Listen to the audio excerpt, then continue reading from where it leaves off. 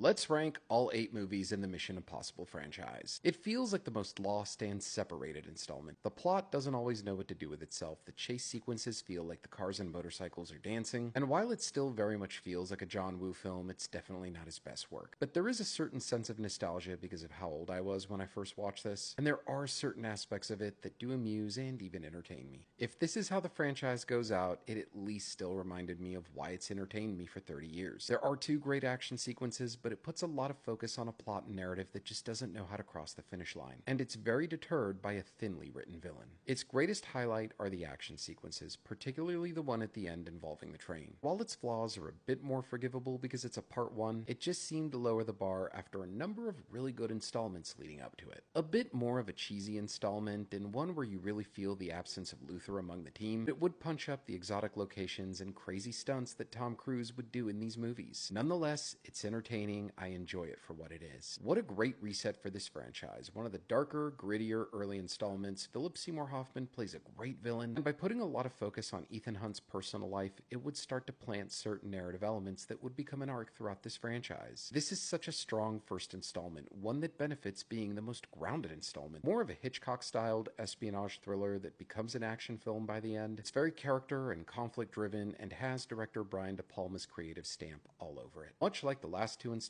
serve as 2 movies telling one story, this one kickstarted that idea a lot better. And the action is just stunning to watch. From the underwater heist sequence to the motorcycle chase, this would be the first of 2 installments that define the pinnacle of the Mission Impossible franchise. But this is the best of them in my opinion. Dark, gritty, and menacing, it balances out feeling like an old school 70s styled action film and a great piece of modern blockbuster filmmaking. This truly served as the culmination to the greatness that this franchise would realize.